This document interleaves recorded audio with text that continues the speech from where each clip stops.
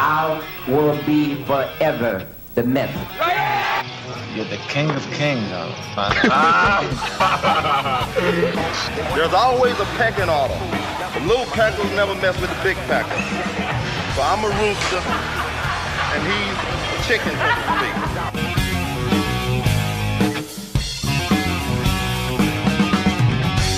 All right, welcome back to the Bodybuilding Legends podcast. I have my good friend Jerry Brainum here. And Jerry, we're going to talk about the Mr. Olympia, because this is the year where they're going to have the 60th Mr. Olympia this year in 2024. Oh. The contest started in 1965. Right. So it's got a huge history. Of course, it's now recognized as the biggest contest in bodybuilding. All the other competitions that were big back in the 60s are gone, like the Mr. America and the Mr. Universe. So now the Mr. Olympia is the big dog.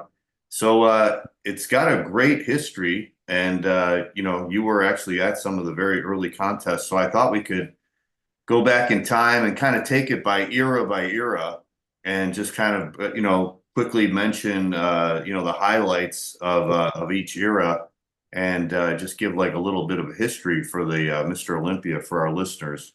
That sounds great. Before we get to the end of the podcast, I want to mention your newsletter, Jerry, because we always mention it at the end. So I'd like to mention at the beginning so people can get it. Good idea in case people tune in. Yeah. I don't know why they would, but anyway. It's Applied Metabolics. It's www.appliedmetabolics.com. And I cover stuff of huge interest to anybody involved in bodybuilding and fitness, nutrition, exercise science. And, there's a lot of older people over 40 that are interested in maintaining their health and possibly extending longevity. So I talk about anti-aging. I cover women's health and fitness. I cover more topics in Applied Metabolics than any of the digital newsletter. It's about 30 to 45 pages every month. No ads. I'm not associated with any supplement company. And I think it's a huge asset to anybody who really wants to know the nuances and, let's say, the so-called deep dive into nutrition, exercise. I don't talk about this guy's arm routine or that. I'll leave that for the online videos. I mean, that has a usefulness. I used to write that stuff when I wrote for the magazine. Yeah. But this is for people who are, let's say, more of a thinking type of person that really wants to know how things work, the deep mechanics, and also to understand what could go wrong in their training, what could go wrong with their nutrition, so they could put themselves on the right road. It's a fantastic usefulness for, let's say, personal trainers or anybody who wants to get in shape. You don't have to be a competitive bodybuilder. I have articles in there about general health that have nothing to do with bodybuilding.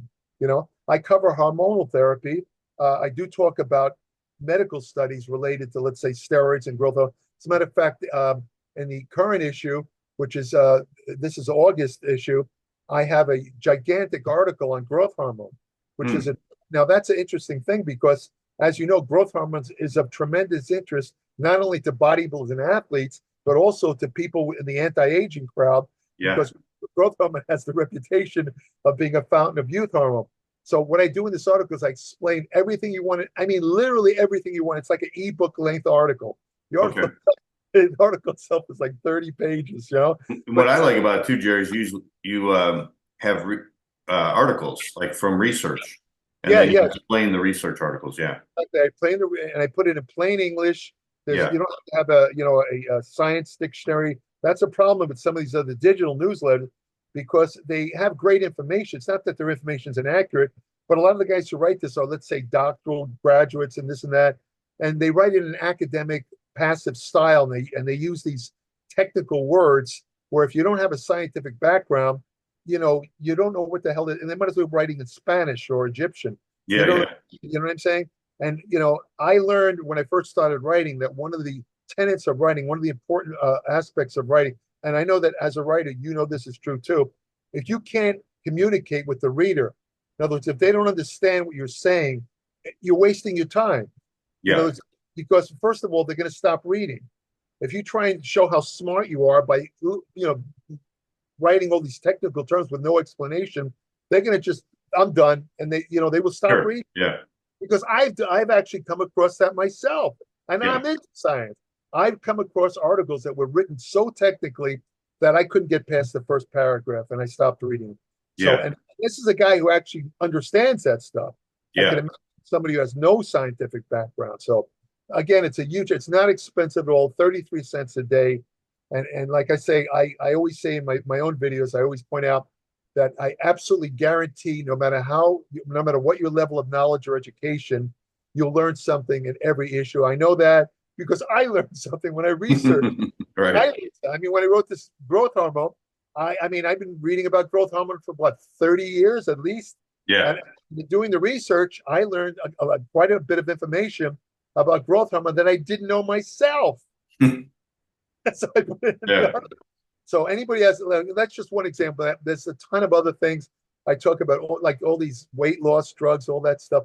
It's all in there. So it's a tremendous tool for anybody. Yeah. So go to appliedmetabolics.com, and I'll have the link below so they can go directly to it and sign up for it. And also, I just want to quickly add that anyone who subscribes, if they send me an email, I'll send them an invitation to join. I have a private Facebook page for Applied, where each day I post new information every day on exercise, general health, and medicine. And subscribers, if they want to email me a short question about anything they read, or that's curious about nutrition or exercise, I'll answer them as appreciation for their subscription. Yeah. It's kind of a bonus. I don't know how many people do that. I do it for my subscribers. So okay. Yeah. All right. Well, let's talk about the Mr. Olympia. Let's go back to, I thought we could separate it, like I said, by eras.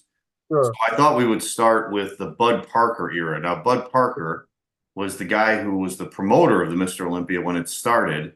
Right. And he held the Mr. Olympia from 1965 to 1969 at the Brooklyn Academy of Music. So the first 5 years that Mr. Olympia was held at the Brooklyn Academy of Music. And it was usually held with the IFBB Mr. America, the Mr. Universe, and the Mr. World. So sometimes they would have all four of these big IFBB contests in one night. Right. And they'd have a big spectacle show. So now, Jerry, you were there as a teenager living in Brooklyn. And Right. I think you went to, was it 65 or 66? 66. 66, the second one. I don't know why I wasn't at the 65. I don't remember, but I definitely, I'll never forget the 66, Mr. Yeah. And another young man who was a year younger than me, who was in that same audience, was a guy named Lou Frigno. Right. And also, I could be wrong about this, but I believe Mike Menser told me. I was going to mention that. Yeah, Mike Menser was there too. Yeah. All of us were there. And the funny thing is, I knew Lou, but I didn't know Mike back then. Yeah. But we became friends later on. We didn't know, we all happened to be in the I auditorium. think Mike was from Pennsylvania. Prada, Pennsylvania. Yeah, Yeah. that's right. Yeah, yeah. And he was there, and it was a fan. I mean, I was how old was I? I think I was 16 years old, and I'd seen of course they only had the magazines back then. They didn't have any internet. Right. Nobody even thought about the internet. There wasn't even anyone's mind, Right, right. I mean, you got all your information, and they had the pictures. And living on the East Coast, maybe I know you're from Chicago or something, but I don't know how you felt when you were a kid. But to me, the West Coast guys would be the equivalent of movie stars to everybody. Mm-hmm. Or you see these guys with the tans, and you'd see the photos of them running along the beach with the bikini girl. I mean, the thought of actually seeing them in person was, I can't even put words. It was awe-inspiring to me. Yeah. And especially the big star that I really wanted was two of them, Dave Draper and Larry Scott. And I knew they'd both be competing that night. Draper was in what? Was that which one did he compete in the 60s? The Universe in 60s. Yeah, in the Universe. And I remember he had Bill Pearl's trunks on. They Yeah. had these, what is it? What is it? How do you blue metallic, right? Blue metallic, exactly. Yeah. And Dave told me later on, I said, Dave, those look like Bill Pearl's trunk. He says they were. And the funny thing was, just a side note, I don't mean to go off on a tangent. When I competed in one of the Muscle Beach shows, the best photo of me ever taken as a bodybuilder was a side tricep shot. You might have put it on my Facebook. That was taken by Artie Zella, and the trunks I'm wearing were Arnold Schwarzenegger's trunks. Yeah, I remember you mentioned that before. Those white ones, right? Yeah, that was Arnold's trunks. I think he gave them. I don't remember how I got it, but those are Arnold's trunks. Yeah. But anyway, so it was I mean, it was just a fantastic contest. I mean, it was just tremendous excitement, and I strongly doubt, John, that I haven't been to an Olympia in years. I mean, you have, but I don't know if the level of excitement in the audience today could possibly equal what I witnessed that night in 1960s. It was the whole audience was on their feet screaming. I mean, the New York crowd is crazy anyway, but this was unbelievable. I mean, it was fantastic. I'll never forget that. You know, Why do you think the audience was so crazy at the? Because I've heard that from so many people that they felt like they said the roof was going to blow off. The loud, the people were so loud. I mean, you've been to other contests around that time when you were younger. They didn't have that kind of level of excitement. There was nothing like that.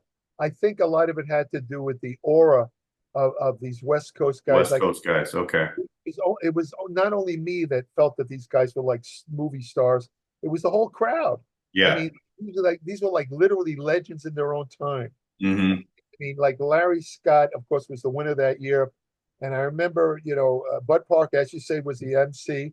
Bud Park was a little short guy, about 5'5", and a lot of people don't know this, but Bud Parker also published a gay bodybuilding magazine. Oh, he did. Okay. Yeah, a lot of people don't know that, but that's a little factoid for you.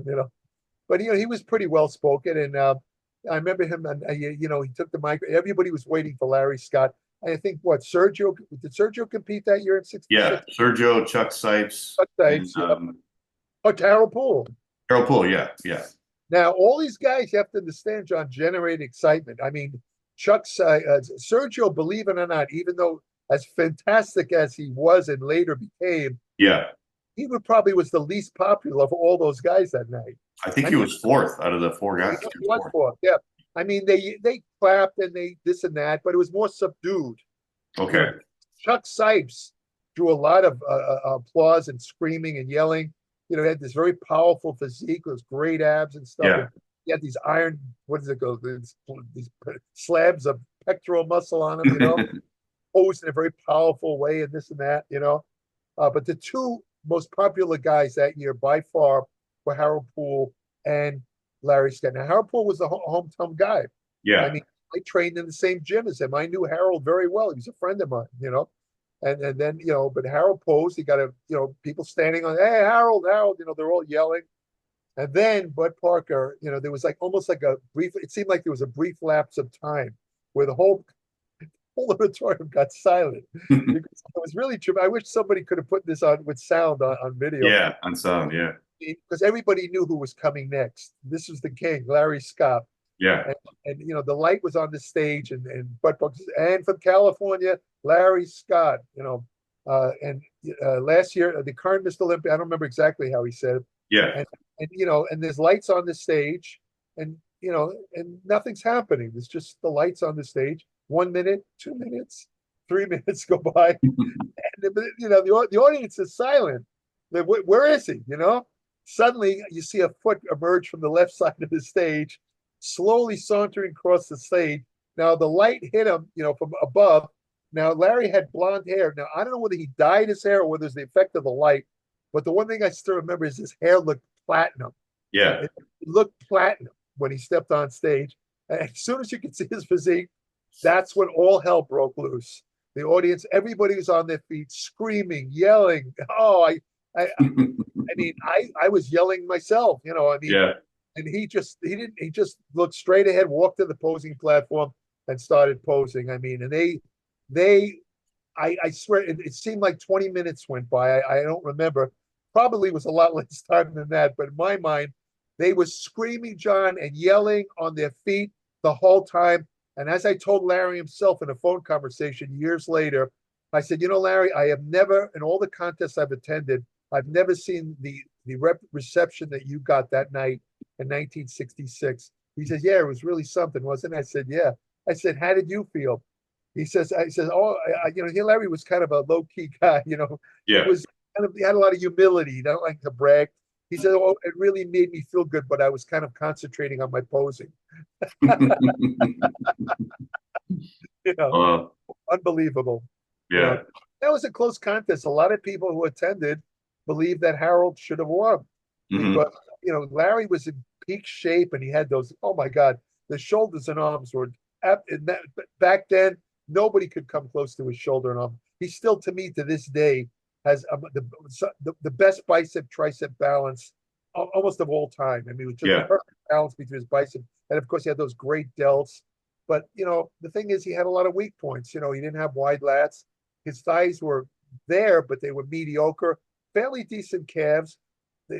Now, here's the interesting part: the back developed that Larry showed that night.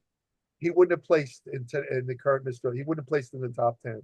Mhm. In other words, and as we talked about in the past, Larry did not do any direct back, but he didn't do like a double arm back shot. He didn't do a lat spread from the back. Remember, Yeah. in those days, they didn't have mandatory poses. Right. Right. So he got away with that. What he would do, because he knew he had the best arms and shoulders in the world, he would do twisting shots. He'd go like this, where when you do that shot, you can make your back look wider than it really is. Yeah. And not only that, but his arms and shoulders were so fantastic that you didn't even look at his back. Your Right. eyes were drawn only. I mean, you didn't even look at his back, and Right. that's why he won. But see now, Harold, in contrast, he had a complete physique. He could do. I mean, today he could do a double arm back. He could do a lat spread. Mhm. And he was a little harder. He was in harder shape than Larry. Yeah. But again, Larry had that aura going for him. I mean, when the judges, I could just imagine the judges sitting there watching him get this 20-minute ovation. They Yeah. were thinking, if we give it to Harold Poole, we'll never get out of here alive. Right. So Harold really had no chance of winning, Now, So did they have a pose down back then, Jerry? I don't remember there being a pose down. Okay, because I've seen pictures of all four of them up there. I was wondering if they were doing a pose down, if that's just when they were giving the awards out. No, wasn't sure. Yeah, I know that Harold was on stage at the same time. Yeah. And when they were announcing the placings, all of them were on stage. Okay. So Yeah, maybe that was it. That Okay. might have been what you call a slight pose down there, Because I read stories, I heard the pose down started with Arnold and Sergio, like in 70, Yeah. I think that 69. if there was any pose down, it would have occurred when all of them were on stage when they were going to announce the winners. Yeah. Sergio was on the end, and Chuck Sipes, and and Harold was standing right next to Larry. I've also read stories that I think it was the next year when Sergio won the first time, and it was really close between him and Harold Poole again. Yeah. Harold was second again that year.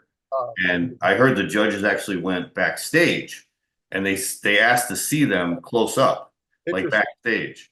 Wow. Not on stage, but backstage. So I thought that was interesting. Yeah. You know that. That's it. That is interesting.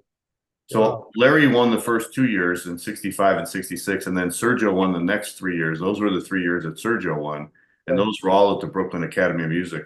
I read an article too, I think it was by Rick Wayne, where he said Bud Parker was like a theater guy, and his dream was to be in the theater and put on these big stage shows, and he never did that. So he tried to do the same thing with his show at the Brooklyn Academy of Music, where he brought in like singing acts, and he brought in like arm wrestling stuff, and like Chuck Sipes would do strongman stuff. It was a night full of entertainment, right? The whole night. Oh yeah, I remember they had I don't know if it was that year, but in the early years of the Olympia, they had this hand balancing guys. Yeah. I can't remember. One of them, they were all bodybuilders. One of them was in pretty the bigger guy, the guy who was on the bottom, who kind of held the smaller guy, he put him on his shoulders, did all this stuff. It was very popular with the crowd. They loved it. I heard that group. I heard they were on Johnny Carson. Yeah, they were. They were pretty big for a while, and I mean, that was the era of variety acts. Yes. Yeah. I mean, that stuff like, John Frischi did it at his show. I mean, you look at a lot of them took their lead from, let's say, a popular TV show on Sunday night was Ed Sullivan. Mhm. Ed Sullivan was like a really huge TV show, and his whole show was different types of acts. Yeah. He had puppeteers, he had dancers, he had singers. He brought over the Beatles in 1964. Yeah. I mean, and a lot of these, I think Bud Parker figured that, well, that's entertainment. That's what people want. They want to see not just the bodybuilders, but they wanted to, maybe in between keep their interest up by showing all these different variety. It wasn't really a bad idea. Yeah.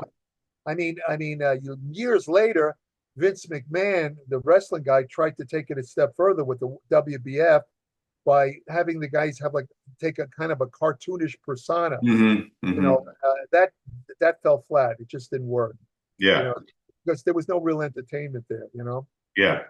Yeah. That's what was in in style back then, I guess. Yeah. Yeah, that was the style. Yeah. And they also had kind of like bikini contests. So it was almost like the beginning of what they have now. It's bikini Right. contests. They had it all Yeah. the way back in the 1960s. Yeah, they had something called the Miss Americana. Yeah. In fact, a It's friend of basically like a cheesecake type beauty yeah, pageant, yeah, right? Yeah. good cheesecake.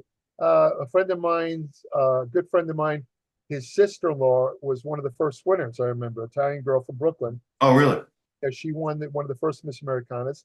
And as you said, these were not bodybuilders. They were just, kind of sexy women. Yeah. They had what you might call the Marilyn Monroe type bodies. Yeah. Big hips and large breasts, and they didn't look like they ever touched a weight. They didn't even look like they exercised, but they were attractive, sexy women. There's no doubt about it. So, How did the crowd react to that? Were they into that, or were they like bring on the bodybuilders? oh no, the crowd loved the women in the audience were kind of silent. Yeah. The guys were going crazy. Yeah. And they were yelling out some pretty lewd things. I mean, I won't repeat what they said, Yeah. but, Yeah. spread your legs, blah blah blah, all this Oh, stuff. wow. Okay. But they enjoyed it because the girls were good looking women. If I remember, they were. Mhm. I mean, I remember looking at some of them and said, "Gee, I'd like to have her as my girlfriend." And Right. I was like 60 years old. These women Right. were all older than me, Yeah. But they were really sexy. These girls, good looking Yeah. girls. Yeah. Yeah, those had to be great years because, like you said, the audience was so passionate about it, and the atmosphere had to be amazing. Yeah, I believe. Correct me if I'm wrong, but I think Frank's wife, Christine, Christine, won one of those Miss Americana contests, didn't I she? believe it was in '67. Yeah, Yeah, yeah. That was when. Let's see, who won it? That was that Don Howarth winning Don that? Howard. Yeah, and Frank was Yeah. mad because he didn't win. He wanted to be up there with Christine. Yeah, right. I guess he won his class, but then he lost the overall to Don Howard, Yeah. And then she went over with him when he competed in the NABA universe. and they both won then. Yeah, He got this back there, yeah. yeah, they had one at the Never Universe too. Same thing, right? Same kind of thing. And they cashed in on it by writing a book together. Yeah. Remember the book where they were like exercising together in the Together, club? yeah. Right. Yeah. They were one of the original fitness couples. Now, women really didn't work out back then, right? They didn't work out with weights. No, Now because they the were gyms were all men. all men, and the women were terrified. I remember trying to talk women into working out back then, and they had this idea, John, if they lifted a 2 pound dumbbell, Get muscles. that they would get, because I was, I had I still had fairly big arms. Oh no, I don't want arms like you. I Yeah, said, you're not going to get arms like me. I didn't know why women couldn't get big muscles back then. Years later, I learned there was the hormonal factors, the bone structure, and all that. I yeah, said, it's not going to happen. I said, because I was aware that even back then, certain female athletes, not bodybuilders, were already using weight training, for their athletic careers. Some track and field girls and stuff, especially the field athletes, like shot putters and hmm javelin, they were actually already lifting weights. And if you look at photos of them, none of them look, except for the East German girls and the Russian. But that's when we don't want to talk about what's it called? Turab? I can't remember that. Can't remember the drug they were using. Anyway, but the American female athletes were lifting weights, but they definitely looked like women. None yeah, of them, they looked athletic, but kind of like the look that maybe the early female Miss Olympias had, like Rachel, yeah, where they looked athletic and they looked semi-muscular, but you wouldn't call them like huge. yeah, yeah. Yeah. Did you ever see Sergio win any of those shows at the Brooklyn Academy? Oh, I wasn't No. at any. Okay, Let me think. He first won in '68, was it, or '67? 57. I don't remember why I wasn't there in '67, but by '68, when he won, I was already in California.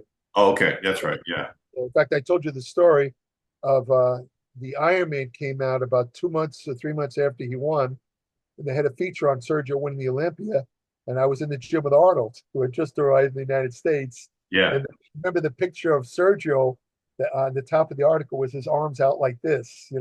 remember the giant lats, and so, and I showed it to Arnold, and Arnold said, remember I told this story. He says, unbelievable, fantastic, and I'll never. What he said to me was kind of amazing. He says, nobody could ever beat this guy. He said, Arnold said that. I should Yeah. remind you that next time I see him. right, right. This was it like a year later or a year or two later he was A competing. couple years later, right? Yeah, he was in awe of Sergio. Yeah. Yeah. Yeah. Sergio had to be something to see back then with, I mean, his Yeah. proportions and everything. There was nobody like him.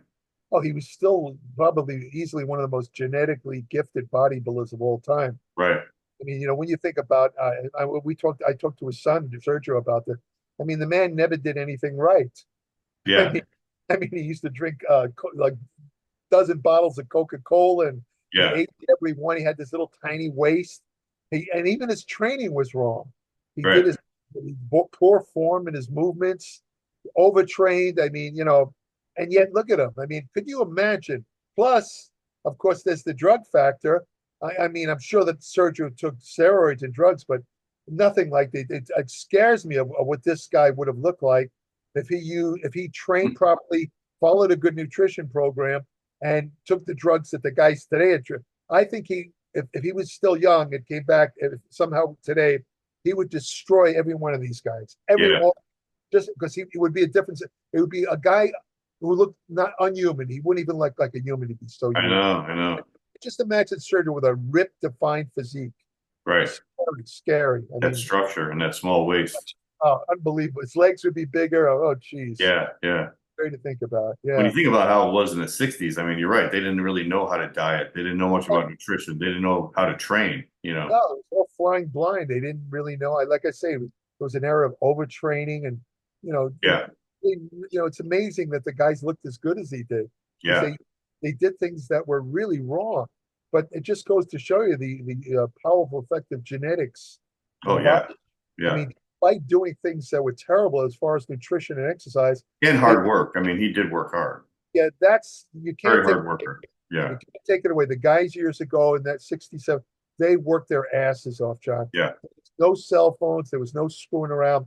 I mean, in between shows in the off season, they would kibitz a little bit in the gym and joke around, and maybe train a little bit less intensely. But let me tell you, 3-4 months before a show, these guys were all business. Yeah.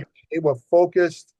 I mean, it was a whole. I don't see any of that today. I mean, I'm sure that exists, but I don't see many competitive bodybuilders at all. But back then it was very, very serious. Sergio had a full-time job. He was he worked in a factory, and I think he was a butcher, right? Yeah. He worked all day, and then they'd go into the gym, and there was no air conditioning back then, so he trained in the Duncan YMCA in the basement. It had to be super hot in there, Yeah. I mean, here's a guy. I remember reading where he said he put in sometimes 9-10 hour days. Yeah, and then go right to the gym for 3 hours. I mean, what the drive there is incredible when you think about it. Yeah. When I first met him, I think it might have been that 66 show. I went backstage because he was getting a lot of publicity. Remember, he had come from Cuba as an Olympic, defected from Cuba. He was an Olympic lifter, and he had competed in the AU, and he was pretty well. He was getting a lot of play in the magazines. So I went backstage. You know the story. Tried to get his autograph, but the reason I'm mentioning this again because he was wearing his butcher's robe. Right, he used to do that to pump up, right? Yeah, and it had blood all over it. It looked like he just. And when he told me to get the fuck out of my face, I looked at the robe with the blood all over it, and I looked at his face had like scars on it when you see him up close. Yeah. And I said, I'm not going to mess with this guy. You're going to be another victim. Yeah, even though I was like a Brooklyn tough guy, whatever you want to call it, my pulse would say, well, fuck you too. But I wasn't about to say that with this guy. Not right. And just for the people who weren't around back then, if we go back over the list of competitors, this is why they would always hold the Olympia with the Mr. America, the Mr. World, the Mr. Universe, because the Olympia when it just started, they only had 3 guys in the first one. They had 4 guys in the second one. I think they had 4 guys in the third one. When Sergio won the second time in 68, he had nobody. Nobody would go up against him. Yeah. And then 69, I think there was 3 guys. 3 guys. Yeah. I mean, you think about though, that's a testimony to the awe that Sergio inspired. Right. 69 that he competed alone, was that 69? 68, the second one. The fact that you had to remember, you had a lot of great bodybuilders at that. Chuck Sipes was still on. Well, Chuck Sipes, I think, was there. I think he won the Mr. World that year. Okay, yeah. So he was there. He could have did it. Yeah, I mean, you could have had several top bodybuilders, I think Dave Draper was there too. I think he could have did it. right. Several. I'm sure there was several top caliber bodybuilders Yeah, that could have gone. I mean, they would have been welcome to compete in the Olympia, right. but they looked at Sergio. They wanted no part of it. I mean, he was like they literally considered indomitable. You forget Yeah, it. Nobody's yeah, going to beat this guy. So why bother? right, right. I mean, Arnold didn't even want to compete again. Nobody. Yeah, I mean, has that ever happened? I mean, think Arnold. Didn't Arnold compete once by yeah. himself? We'll talk about that in a second. Yeah, Yeah. yeah. And if you look at the pictures of Sergio back then too, I think I think he just kept getting bigger throughout his career. You know, when he started, probably when you saw him in '66, he wasn't nearly as big as he got No. later on. He was actually relatively. In fact, I remember now. I think about it. Standing relaxed on the side of the stage of that '66. He was no big. I mean, Chuck Sipes looked actually bigger than him. Yeah, I'm not saying Chuck Sipes was small, but Sergio looked standing relaxed. I mean, he looked great. Don't think he's had the small waist and the great legs, all that. yeah, But he looked nothing like he did later on. He was a quarter of the size he was later on. yeah. I saw a picture of him and Draper on stage at the same time, and Draper looked bigger too than him. Draper did look bigger for sure. He definitely gained a lot of size. But I think when that period when he was winning, those 3 years when he was winning, he started putting on size, but he still had the cuts, he still had the muscularity. And I think that had to be his best. That's when he beat Arnold in '69 when he had the size, but he wasn't smooth. He was still cut. Yeah, I still think, and I think we talked about this also. I think he reached his peak at, was it the 73 one in Essen, Germany? Was that 73? 72. 72. That's, to me, was the best Sergio that ever appeared on his. I agree. Yeah. And, again, I hate to talk about a contest that I wasn't at, but judging by the many photos I've seen and the eyewitness accounts of people that did compete, other than Franco, all of, like Frank saying, all the other guys told me that Sergio was a clear winner that night. Yeah, yeah. It's a shame. He should have won that Mr. Olympia. But, yeah, it would have been more exciting if he would have too. It would have. You're right. So as I mentioned, it was at the Brooklyn Academy of Music from '65 to '69, and then they wouldn't let them hold the contest there anymore because the bodybuilders were getting oil on the curtains. So it'd be crazy back then with all the bodybuilders backstage and using all that baby oil, Oh, hey, listen. When I went backstage, look, I don't remember how I got back there. When I went backstage at '66 to try and get Sergio's autograph, yeah, I remember I almost slipped on the floor. There was like oil everywhere. Yeah, that's true. Yeah. I mean, they destroyed that, and I think they did the same thing to that. That theater where they used to hold the Night of the Champions in New York, the Beacon Theater. Yeah, I think the same thing happened there. Yeah, they banned them from that theater because the same thing. They ruined the curtains and all that stuff. Right. That's true. So let's go to the next era, which I guess we'll call the Arnold years, the Arnold era. So this was from 1970 to 1975, and this is when Arnold won 6 Mr. Olympias in a row.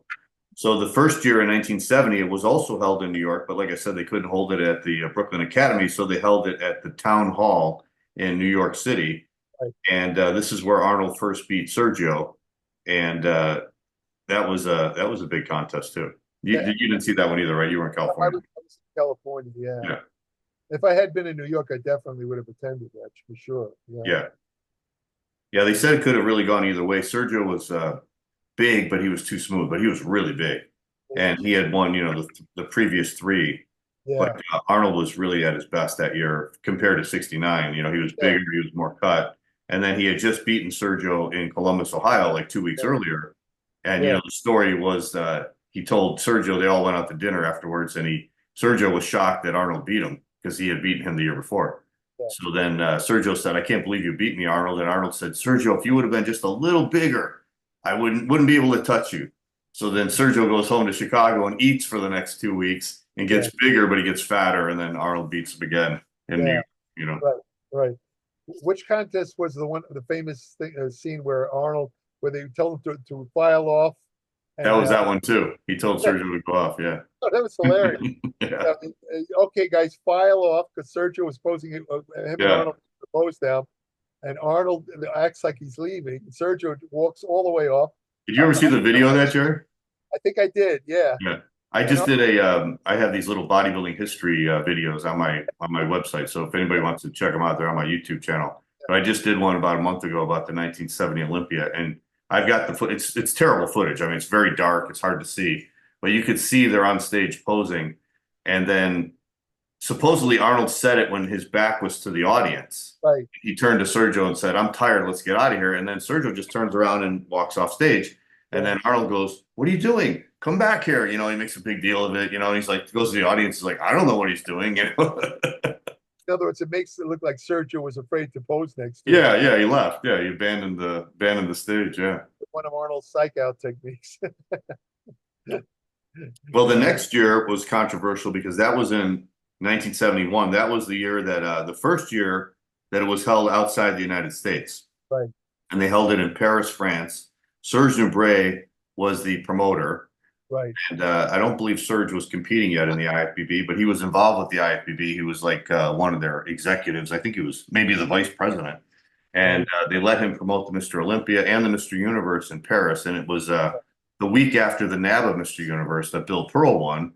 And Sergio went over and competed. And that's when Joe Weider or Ben Weider said that if you're in the IFBB and you're competing as a professional, you cannot compete in any other organizations. So that's why they forbid Arnold from going over to London to compete against Bill Pearl. Yeah. And Sergio did go over in London and competed, and he actually lost to Bill Pearl. And then he went over a week later to Paris to compete in the Mr. Olympia. And they told him, they said, "You can't compete, Sergio, because you guest post." So then that was the one that Arnold won unopposed, because Franco also showed up and they banned Franco for some reason for a contest that he was in the year before. So Arnold ended up being the only guy in the contest because they banned, but it wasn't like Sergio where they were afraid to show up.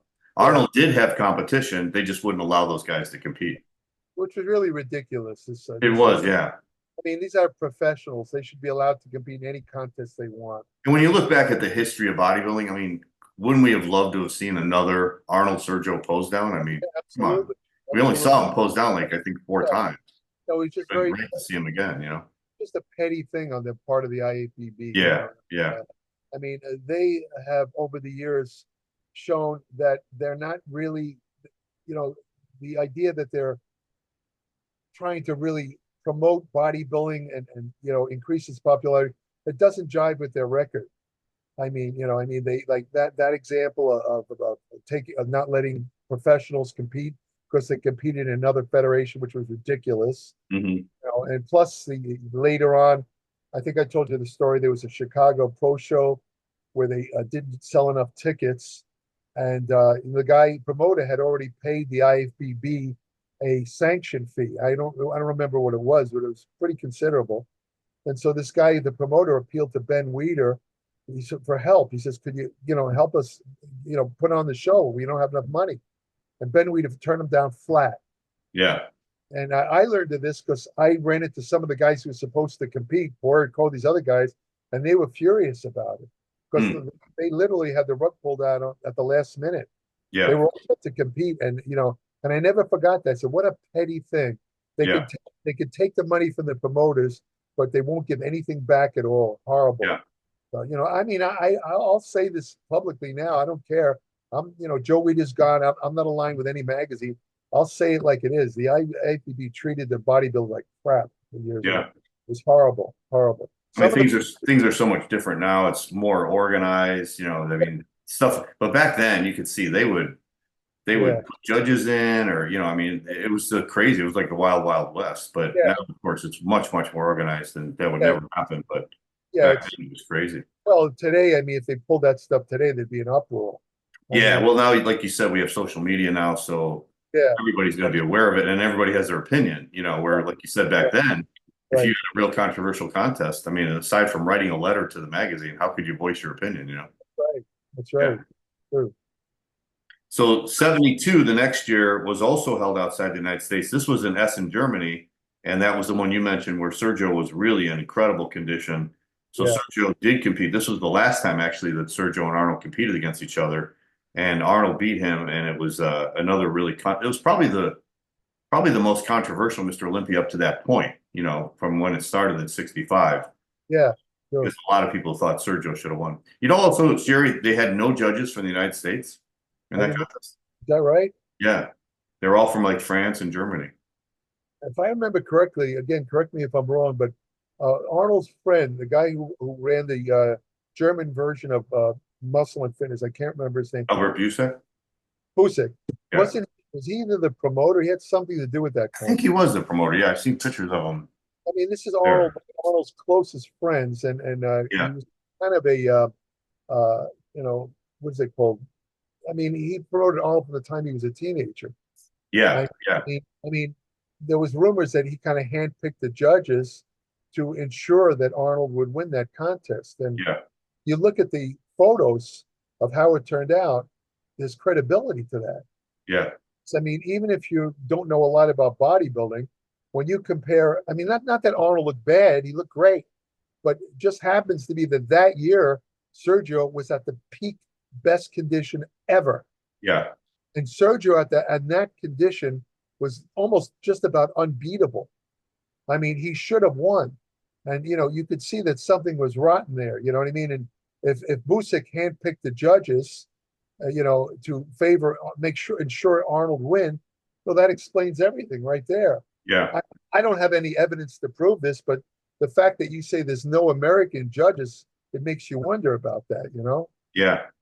I saw the video, Wayne Gallish from GMV Productions. If anybody's interested in watching the actual video, he sells it. He sells it as a download too, so you can go to gmv.com or .au because he's in Australia. But he has, and it does look actually a lot closer when you see the video. When you see Arnold do his posing routine, Arnold looks really good. But Arnold admitted that he was off. He said he was a couple pounds off. Ah, okay. But I did read an article in Muscle Builder after the show, and Arnold said, if I would have been a judge, I would have picked Sergio. Ah, that's interesting. I didn't know that. That's really, well, there you go. But he said the reason why he won was he said it was European judges, and the Europeans like a bigger guy. And he said, I'm bigger than Sergio because I'm taller and just way more. And he said, so I can understand why I won because they look for a certain type. But he goes, I wasn't at my best. I was a couple pounds off. And he goes, if I would have been a judge, I would have picked Sergio. That kind of makes sense. I can understand that. I mean, but if you judge purely on the physique, it still should have been Sergio, as Arnold himself pointed out. Yeah. I mean, if our Sergio was off that year, well, then there'd be no discussion. But Sergio just happened to be. I don't think he ever peaked that way before or after that contest. And what's a shame about that show is that Sergio was so mad. He not only lost the title to Arnold, but then he tried to come back a couple of times. 70, 71, they wouldn't allow him to compete. Then 72, he shows up in great shape, and they still don't let him win. So I think after that, he said, I'm done. And he never went to the IFBB again until, way back in 1984, Right. Well, I mean, Sergio felt that, they had the deck stacked against him. He had a lot of bitterness. Yeah. And, if you look at this record that you just described, you can understand why. I mean, Sergio, I never heard him say that, but from what I was told, he thinks he thought there might have been a racial thing involved there too, because he was black. You know what I mean? And that's a possibility. I know that he showed a lot of hostility to me when I approached him at the years later, to try and do it. Remember, I told you the story when he had a booth at one of the Mr. Olympia. Oh yeah, years later, yeah. And he told me when I mentioned that I was covering, with Muscle and Fitness, Joe Weider, he told me that's when he said, get away from me. I don't want to talk to you. Yeah. I mean, I really didn't take it personally because I already knew that Sergio was angry about the way he was treated, but I don't think it was as much of a racial thing. I think it was more that Weider was using Arnold to promote Weider magazine and Weider supplements. And that was his poster boy, I guess, so I don't think it was the fact that, well, I mean, maybe, I don't know if Weider thought, well, because Arnold's white, Sergio's black, Arnold can do it better. I just think Arnold was a better spokesman. Right. So I could see, I mean, I don't know if that was the real reason, but I could see, Weider protecting Arnold for that, I can add a little to that. Something I don't think I told you this before. But one day I was sitting up in the office with Joe, and when I used to go up there, he used to take me in the photo editing room and have me look at different covers for Muscle. Which one do you think looks best? And he did this all the time. And one time that he did that, I turned to him and I said, Joe, I said, let me ask you a question. Why do you very rarely have black guys on the cover of Muscle and Fit? I mean, you have constant photos of Arnold and all these other guys, Larry Scott. I said, you hardly had any covers of Sergio and all these guys. And I think this is when Lee Haney was winning. Okay. And I said, here's Lee Haney. He'd already won the Olympia couple. And there wasn't really that many covers. He was on Flex a couple of. But not on Muscle Fitness. Yeah. Not on Muscle. And I said, what's the deal there, Joe? He says it's not a racial thing. I'm not prejudiced against black people. He says, but I'm telling you, every time we put a black guy on the cover of Muscle and Fitness, the sales drop to nothing. Wow. Every time. He says this goes back years, way back to Leroy Corbett days in the 50s. Every time we have a black guy on the cover, I said, Joe, I remember what I said. That doesn't make sense. I said, look at Sports Illustrated. I said, they constantly have black guys on the cover. At that time, Michael Jordan was on the cover like 15 times a year. Right. I said it doesn't hurt. I said, it doesn't hurt their sales. I said, something's missing here. Yeah. He said, I can't explain it. This is all I can tell you is that this is what happens. That's what he told me. I remember the exact conversation. Wow. Yeah. I heard that story too. I heard him say that before too. Let's go to the next year. Now, the next year was 73, so this was in New York. So they finally brought it back to New York. I'm not sure if it was at the Brooklyn Academy. I can't remember. But it was in New York in 73, and this was the year that Charles Gaines and George Butler photographed it for the book Pumping Iron. So that was a pretty significant year. There was only 3 guys in it that year. It was Arnold, Franco, and Serge Nubret. Yeah. And so I guess because of but it was also, I think, the start of Arnold's peak, which was 73 and 74, because he was really, really improved. And maybe it was because of the controversy of 72, where, he beat Sergio, and a lot of people said he wasn't at his best. And I think Arnold knew he wasn't at his best. So I think he really turned it up, and he really came back in 73 better than ever, because maybe he was thinking Sergio was going to come back again looking like he did in 72, It makes sense. Yeah. Yeah. That's probably exactly what happened. He did look fantastic in 73. And what's amazing too, Jerry, is that's the year he broke his knee and on that posing platform. So I guess that happened in 72, right after the Olympia. I think he stayed in Europe, and I think he was guest posing out there. And remember how they used to always have the little posing platform that they would stand on, which is, now when you think about it today, it kind of seems ridiculous why they had to stand on this little platform. And they didn't have one at one of the things. And so Arnold said, I'll build one myself. And so he tried to put one together, and he must not have did a good job, because while he was posing, the thing broke, and he fell, and he broke his knee, and he tore the ligaments in his knee. And they had to do surgery on it when he got back home. And, I'm sure the surgeries back then weren't as good as they are now. And he had to recover. But he recovered, and he built his legs better than ever. Because I thought in 73 and 74, his legs were at their all-time best. Yeah, that's true. That's true. Yeah.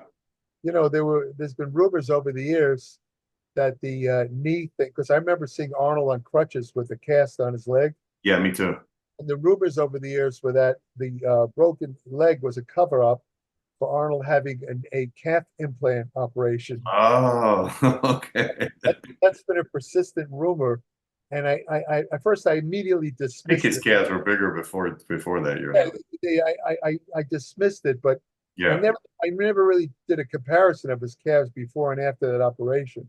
So all I know is that Arnold sure as hell put a lot of size on his calves from the time he was in the NABBA universe.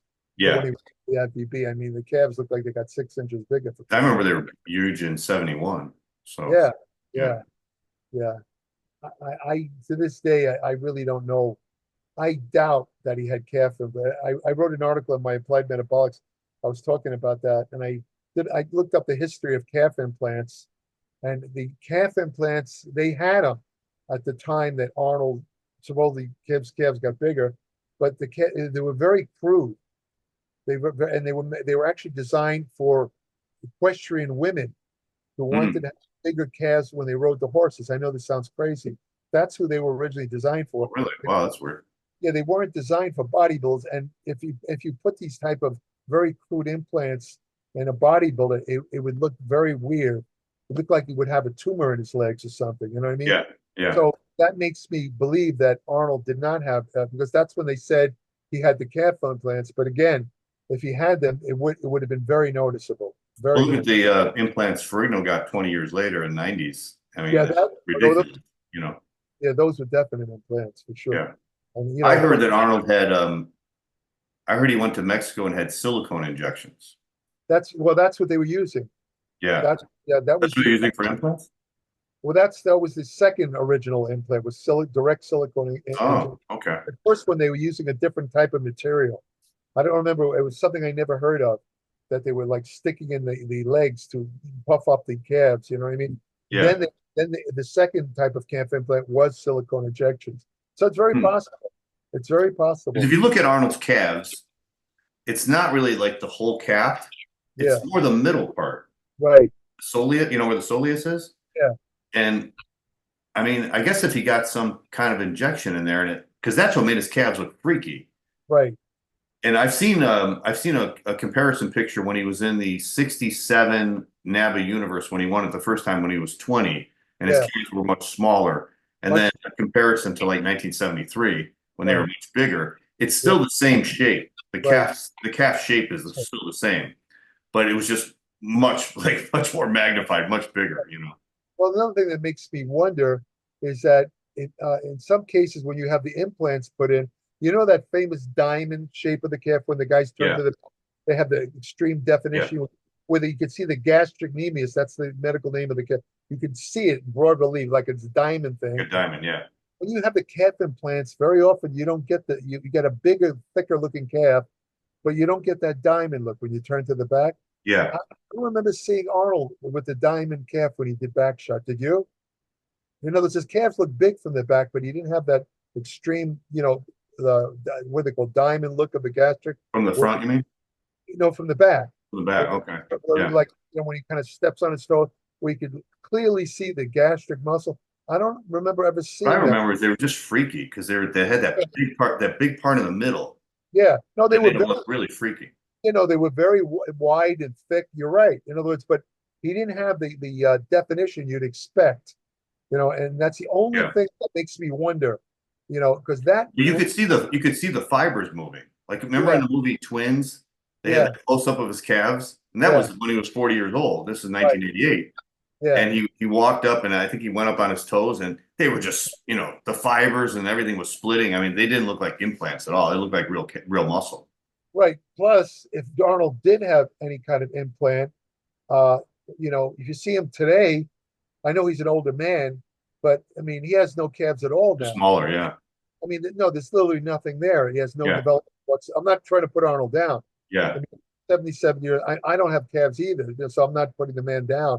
What I'm saying is that I would think that if they were implants, unless he had to out, I mean, I've known women over the years, including a very famous female bodybuilder. I don't want to embarrass her by mentioning her, but she started out with a very flat chest, and she had implants put in. What you do with the female implants, you have this fascia covering the pectoral, and when you put in implants, it kind of stretches the flat fascia, so you could put in bigger and bigger implants if you desire. And she had like 4 implant jobs done. Her last implants were like Dolly Parton, they were gigantic. And I guess it was very uncomfortable. She had the implants removed and went back to more normal looking breasts. Now, if Arnold had implants, he must have had them removed because, I mean, why? How else to explain his calves today? There's nothing there. Well, I think Lou had his removed too. Yeah, Lou had his removed too.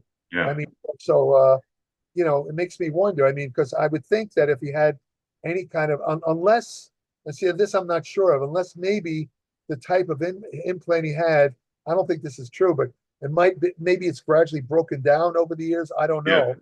All I know is that Arnold today certainly looks like he never had implants. Well, when you said when after Arnold retired and he would still go to the gym, or in the off season, you said in the off season he would train him really hard, right? He still trained his calves hard. That's the one thing he trained hard all year. He would do like a nothing workout. I mean, like 5-10 sets for any other muscle. The calves, he'd do a full calf workout. Yeah. And do like 3 exercises. He'd do like 15, 20 sets again, all year round. Always trained calves hard. See, so if he was just using an injection, he had no reason to do that, right? no reason to do that. That's another thing that makes me think that he didn't have the calf implants. Yeah, yeah. So like you say, why would he need to train his calves off? I used to see Rich Piana because he trained in Tampa for a while before he Yeah, died. And whenever I saw him in yeah. the gym training his arms, he'd be doing like 30-pound dumbbell curls because it wasn't real muscle. It's just those injections he was Yeah, using. yeah, yeah. See now, Rich had, Rich Piana when his arms were hanging, they were just humongous. Humongous, yeah. They, I mean, some guys claim 24-inch arms, but I never believed them. Yeah.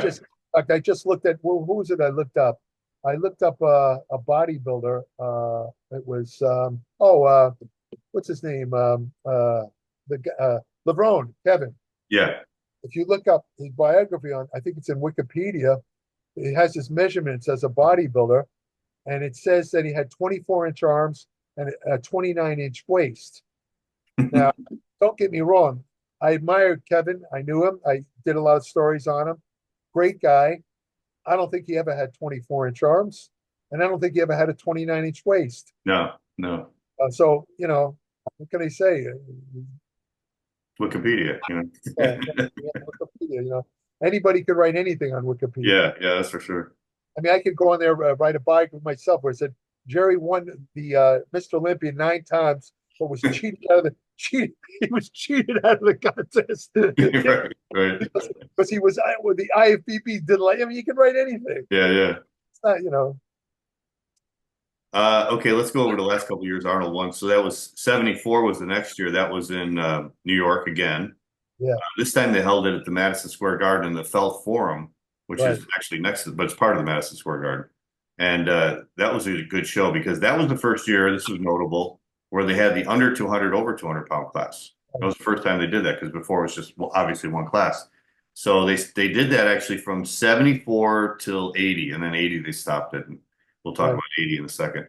But so I guess Franco was the one who really wanted that because he felt like he could never beat Arnold. So this way they had the first under 200-pound class. It was him and Frank Zane, and he did beat Frank Zane, so he did win. And then Arnold beat Lou Ferrigno, and then Arnold won the overall. So that was recognized as Arnold's greatest year was 74. Right. Well,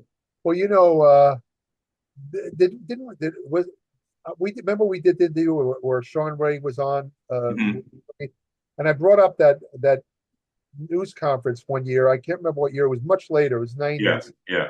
They didn't have the under 212 class back then. Right. And Leela Brada and Sean were among the top competitors, but they were in fantastic, incredible shape, both of them. Oh yeah. But they were competing against these gargantuan guys, and I knew that everyone knew they didn't really have a chance. Yeah. So I was in, they had this press conference, and I asked Sean. I said, Sean, would you like to have them bring back the short class, or maybe an under 200 or 212 or something like that? And he says, no, there should only be one Mr. Olympia. And so when we did that show, you might remember, I asked him again, do you still feel that way? He said, yes. He says, I think there should only be one Mr. Olympia. Yeah. But I disagree with that. On the other hand, you got guys like Hadi Chopin and Derek Lunsford, who started as 212, right, and did win the overall Mr. Olympia. Yeah.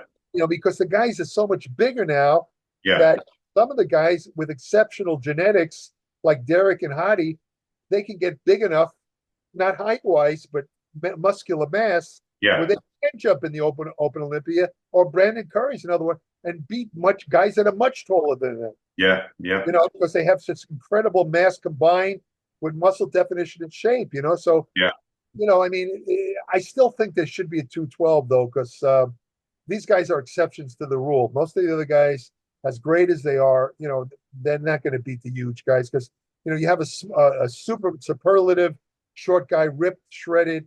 Then you have a big guy, ripped, shredded, but bigger. The short guy's never going to win. Come on, let's face it, it's not going to happen. Right. Although they are now. Yeah. Well, like I say, there's exceptions. Hadi and Derek, but if you look at the other guys that say are still competing in 212, I think most of them would not, unless they'd have to do the same thing Hadi and Derek did, put on like 30 pounds of muscle to compete in the Open Olympia. Otherwise, they don't have a chance. Yeah.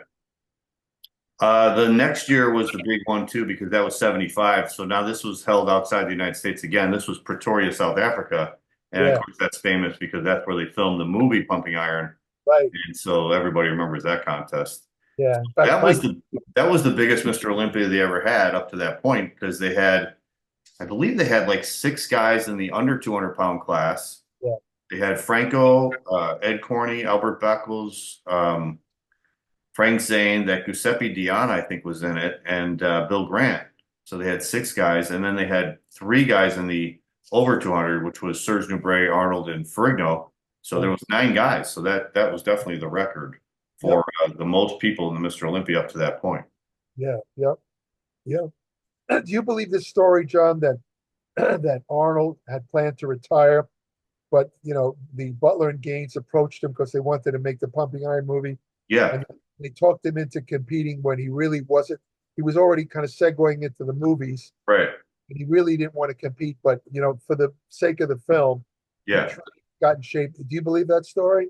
yeah. But I also heard that they paid him 50 grand to do Yeah, it. I heard there Yeah. could be as much as 100 grand. Oh, really? Okay. Yeah. Well, So 50 grand in 1975, that was a lot of money.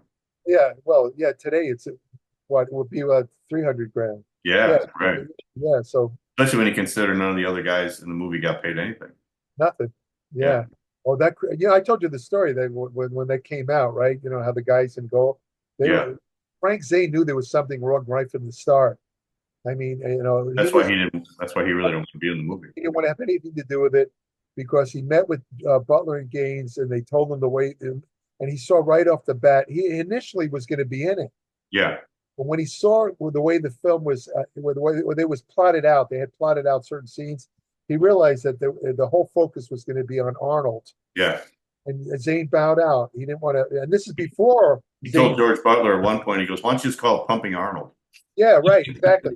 I mean, and this is before it came out that Arnold was the only one being paid good bucks. The other guys, Arnold was given the story that the filmmakers, they don't have much money, and this is Let's going just to do it for the sport. Yeah, be good for the sport, and it's going to help you guys because if this thing catches on, you guys are all going to be famous and make a lot of money. And yeah, I remember when Robbie found out about it, he was furious. yeah, So the yeah, guys were really pissed about that because Arnold was supposed to be their friend. He yeah. was in the gym with them. I mean, it showed you that Arnold has a cutthroat side to him. Oh And yeah, for sure. he only cares about Arnold. Yeah, Unfortunately. I'm sure he's mellowed out over the years. I don't want to, I don't want to take anything away from Arnold. yeah, I like Arnold personally, you know what I mean? But back then, Arnold was only interested in Arnold. Let's put it yeah. that Got to look out for number one. way. Number one, exactly. Right.